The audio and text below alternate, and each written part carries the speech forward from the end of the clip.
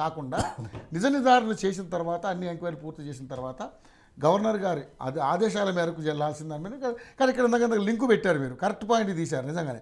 ఎందుకంటే మరి అవతల అక్కడ అధికార పార్టీ బీజేపీ ఉంది కాబట్టి గవర్నరు వాళ్ళు ఎలా చెప్తే వీళ్ళు ఇలాంటి వింటారు కాబట్టి ఇప్పుడు వీళ్ళకి ప్రాబ్లం ఏమైనా వస్తుందేమో అనే ఉద్దేశంతో మీ అభిప్రాయం అది. సో ఆ రకంగా ఏమైనా మూవ్ అయ్యే అవకాశం ఉందా? చెప్తాను. వాస్తవానికి మనం బాధపడాల్సిన అవసరం ఈ దేశంలో కొత్త ట్రెండ్, ఒకరి అరెస్టు కాకుండా ఉండటానికి, అరెస్టులో కానీ దర్యాప్తుల్లో జాప్యం జరగటానికి కానీ కొన్ని రాజకీయ పార్టీ ప్రయోజనాలకు, అది ఏ రాష్ట్రం తీసుకున్నా, నిన్నటి బీఆర్ఎస్ తీసుకున్నా, బీఆర్ఎస్ శుద్ధపూస అనే సర్టిఫికేట్ ఇవ్వడానికి ఎక్సే ఎగ్బట్, చిన్న దొంగ పెద్ద దొంగ, గజ దొంగ మామూలు దొంగ, బందిపోటు దొంగ, ఇంతే తేడా. అన్ని పార్టీలు అందరూ మోడీతో సహా చెప్తున్నా నేను, ఎవరు శుద్ధ పూసలు కాదు. మీరు ఇట్లంటే ఆయన రచ్చకొచ్చినట్టు అయింది, అనవసరంగా అనిపించుకున్నారు. అందరూ నేను చెప్తలేండి, అవి కూడా వస్తాయి. టాపిక్ అది కాదు, టాపిక్ ప్రకారం పోదాం. టాపిక్ రాబోదాం. ఎవరు నేను చెప్తున్నా, రాజకీయ పార్టీలు అందరితో సహా అని చెప్తాను. ఎందుకంటే మోడీకి సపరేట్ మీరు సర్టిఫికేట్ ఇచ్చున్నారు. నేను అందరిని అంటున్నాను, ఎందుకు కలుపుతా? మీరు అన్నీ చెప్తారు, అన్నీ చెప్తారు. మీరు చెప్పండి, నేను చెప్పను కానీ రైట్. ఒకటి అయితే ఇక్కడ ఏంటంటే అరెస్టు అంటే వాళ్ళ ప్రయోజనాలు ఆశించే జరుగుతూ ఉన్నాయి. ప్రయోజనం ఎవరికైనా. నిన్న కేటీఆర్ గారు బీఆర్ఎస్ పార్టీలో అరెస్టులు జరిగినాయి కూడా అలాగే జరిగింది. రేవంత్ రెడ్డి గారు చేసేది కూడా అలాగే. ఇంకా రేపు ఇంకోరు వచ్చిన అలాగే చేస్తారు. ఇంకో పక్క రాష్ట్రంలో జరుగుతుంది, ఏ రాష్ట్రంలో అయినా. ఇది మంచి పద్ధతి కాదు. మనకు అనుకూలంగా మన పార్టీ మనుగడ కోసమో, మన పార్టీ నడవడానికి కోసమో, లేదా మనం ఉన్న పార్టీ అధికారం స్థిరంగా ఉండటానికి, నష్టపోకుండా ఉండటానికి అరెస్టుల ప్రమేయం, దర్యాప్తు సంస్థలని ఇట్లా జోబు సంస్థలుగా వాడుకుతున్న సంస్కృతి ఈ 20 ఏళ్ళ నుంచి, ఈ 14 నుంచి, ఈ 10 ఏళ్ళ నుంచి చూస్తూ ఉన్నాం. ఇది మంచి సాంప్రదాయం కాదు. కేటీఆర్ ఇప్పుడు ప్రాక్టికల్గా చూసుకుంటే రేవంత్ రెడ్డి గారు, నేను ఇంతకుముందు చెప్పే ప్రయత్నం చేసిన పోలిక మర్చిపోయాను. ఆయన ఓన్ వాహనంలో లేడు, సొంత వాహనంలో లేడు, కిరాయి వాహనం, లీజు వాహనంలో ఉన్నాడు. ఎందుకో చెప్తున్నాను. మన సొంత వాహనం చాలా జాగ్రత్తగా చూసుకుంటాం. అది ఒక రెంట్ తీసుకుపోయింది అనుకో, రఫ్ గడ్డి తోలేస్తావు, పోతే వాని కారే కదా, ఈ టైపు. ఇక్కడ రేవంత్ రెడ్డి, నేను చెప్తాను, రేవంత్ రెడ్డి కాంగ్రెస్ అనే ఒక రెంటెడ్ ఈ అరెస్టులు కానీ, ఈయన చేసే స్కామ్ల వల్ల కానీ, ఇవి ఆరోపణలు నష్టపోతే కాంగ్రెస్ పార్టీ నష్టపోతుంది. కానీ రేవంత్ రెడ్డి సేఫ్ అంటారు, ఫుల్ సేఫ్. ఆ సేఫ్ స్థిరీకరణకు 2 రకాలు ఉన్నాయి.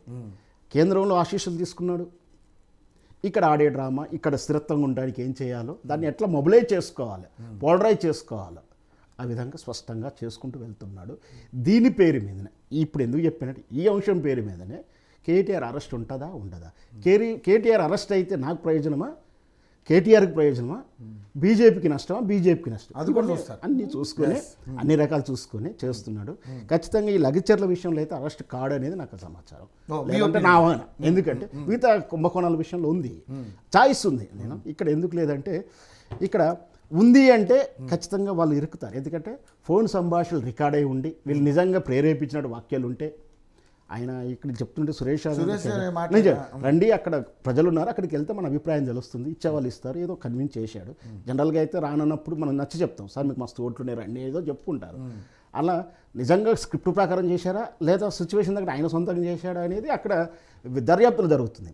ఇదంతా ఊహాతీతం, వీడియోలో కనిపిస్తుంది కాబట్టి ఆయన వెళ్ళడం, మాట్లాడింది, లోపల ఏం మాట్లాడాడు, రికార్డు లేదు, మాట్లాడాడా, వాయిస్ రికార్డ్స్ బయటికి రావాలి. లేదు వీళ్ళ ఫోన్లు ట్యాప్ అయ్యాయా, వాళ్ళ ఫోన్ రికార్డు ఉందా, అది సాక్ష్యంగా పెడితే ఫోన్ ట్యాపింగ్ అనేది ఒక కేసు అవుతుంది. కేటీఆర్ మాట్లాడినా సహజంగా ఈ జరిగే అక్యుసేషన్ అంటే ఇక్కడ సమ్మె కానీ ఇట్లాంటి వ్యతిరేకం జరుగుతున్నప్పుడు పార్టీ స్టాండ్ తీసుకోవడం సహజం. అంటే మానిటరింగ్ చేస్తుంది రాష్ట్ర కేంద్ర కమిటీ నుంచి. కేటీఆర్ గారు రేపు లెక్చర్లు వస్తున్నారు, మీరు ఇట్లా కొంచెం రేపు పొద్దున మన పార్టీ హైలైట్ అవ్వాలి, మనం 4 మాటలు మాట్లాడడం ముందు పెట్టండి, సహజంగా మానిటరింగ్ జరుగుతుంది. ఏం జరుగుతుందని రిపోర్టింగ్ తీసుకుంటే అనుస్థనం పార్టీ కార్యకలాపాలలో ఒక భాగం అది. అంటే కేటీఆర్ గారు నేటి లగచర్ల గ్రామంలో ఉన్నటువంటి ఆ నాయకులతో మాట్లాడి ఉండవచ్చు, మాట్లాడలేకపోవచ్చు, లేదని కాదు, వాటిని ఆధారంగా చేసుకొని కుట్రకోణం ఉంది అని కేసు పెడితే నిలబడే అవకాశాలు తక్కువ. నిలబడినప్పుడు అరెస్ట్ చేసి వీళ్ళకు ఎందుకు ప్రయోజనం చేయాలి? అరెస్ట్ అయితే ప్లస్ వస్తుంది. ఎందుకంటే ఎప్పుడు అవకాశం దొరుకుతుందా అనేది వీళ్ళు నాకు కేసీఆర్ 1 ఇయర్ ఆగుదాం, వాళ్ళ బర్త్డే వస్తుంది దగ్గరికి, తర్వాత విజృంభిద్దాం. ఈ సమయం కనుక కేటీఆర్ అరెస్ట్ అని ఇస్తే బంగారు పల్లంలో వాళ్ళకి ఇచ్చినట్టు అవుతుంది అనేది ఒక అనాలిసిస్. కాబట్టి రేవంత్ రెడ్డి గారు సహజంగా ఇంత మిస్టేక్ చేస్తాడైతే నేను అనుకుంటలేను. కాకపోతే చర్చల్లో ఉండడానికి, బూచి చూపించడానికి, మీడియాలో చర్చ జరగడానికి, వాళ్ళని భయాందోళన గురి చేయడానికి కొన్ని టిక్ ప్లే అయితే చేస్తుండొచ్చు. కేటీఆర్ అరెస్ట్ కాకపోవచ్చు అనేది నా ఉద్దేశం. లేట్ అయిపోయింది. MP local MP Mahabubnagar MP DKR వెళ్ళకపోతే వెళ్ళనేయలేదు. కనీసం వార్డు మెంబర్ కానీ తిరుపతి రెడ్డి మందల మంది చేసుకొని తిరుగుతాడు. ఇదే పద్ధతి. ఆయన ప్రోటోకాల్ మళ్ళీ ఆయన ప్రోటోకాల్ అదే అధికారం అంటే అధికారం దాని తర్వాత ఆయన బయటకు వచ్చి ప్రెస్ మీట్ అలాంటి వాటిని మనం ఖండించాలి. ప్రెస్ మీట్ మళ్ళీ ఆయన ప్రెస్ మీట్ అరెస్ట్ చేసి తీరుతాం. ఆయన ఎవరు అరెస్ట్ చేస్తారు? ఆయన ఏ పదవిలో ఉన్నాడు? అందుకే చెప్పారు జంబో ఫ్యామిలీ ప్యాక్ సిస్టమ్ నడుస్తుంది. రైట్ నిజమే, ఇది మంచి పాయింట్ నిజంగా. ఎందుకంటే మీ పాయింట్లో ఫైనల్ లేపారు కానీ అసలు సంబంధం లేదు. ఆయన రియాక్ట్ అవ్వడం రకరకాలుగా. నాకున్న వరకు అయితే తిరుపతి రెడ్డి గారు కానీ వాళ్ళ బ్రదర్ కానీ రాష్ట్ర ప్రభుత్వ సలహా మండలి సభ్యులు కానీ ఇంకేదైనా కమిటీ చైర్మన్ కానీ పోస్టులు కానీ ఉన్నాయా? లేవు కదా, ఏదీ లేదు. ఎలాంటి రాష్ట్ర ప్రభుత్వం ఉన్నాయన్నా? అన్నగారు ఆయన కాన్స్టిట్యున్సీలో నుంచి వాళ్ళ ఫ్యామిలీ లాస్ట్ 20 years నుంచి పోటీ చేస్తుంది. అక్కడ గ్రౌండ్లో కార్యకర్తలు ఎవరు ప్రో గవర్నమెంట్ పనిచేస్తారు, ఎవరు బీఆర్ఎస్కి కట్టుగడిన కార్యకర్త, ఇంటెన్షన్గా వైలెన్స్ చేసింది ఎవరు అన్నీ తెలుసు కాబట్టి వాళ్ళు అలా రియాక్ట్ అవుతున్నారు. అది పక్కన పెట్టండి. ఇప్పుడు టు ద పాయింట్ టాపిక్ మాట్లాడదాము. మళ్ళీ లేట్ అవుతుంది, మీరు అయిపోయింది మళ్ళీ ఇప్పుడు చెప్తే లాస్ట్ 30 seconds. మీరు అన్నారు కదా జంబో ప్యాక్ ఎక్కడిది? ఇప్పుడు అన్నగారు లాస్ట్ 10 seconds నరేష్ అన్న గారు కలెక్టర్ ని ఎందుకు పంపించాల్సిన అవసరం ఏముంది అన్నారు. Administrative case of government right, అది చట్టం. అది ఇంకోటి అన్నగారు చెప్పాల్సింది ఏంటంటే మార్కెట్ వాల్యూ రైతులకు రావట్లేదు. కేటీఆర్ గారు కూడా అదే చెప్పాలి. ఈ రైతులకు అన్యాయం జరుగుతుంది, మార్కెట్ వాల్యూ రావట్లేదు. 50 లక్షలు 40 లక్షలు ఉంటే ఆ రేట్ ఇవ్వండి, వాళ్ళ కుటుంబం నుంచి ఒకరికి ఉద్యోగంలో అదే ఫార్మా ఇండస్ట్రీలో రావాలి అని ఇంతవరకు మన నరేష్ అన్న అయితే చెప్పలేదు నాకు.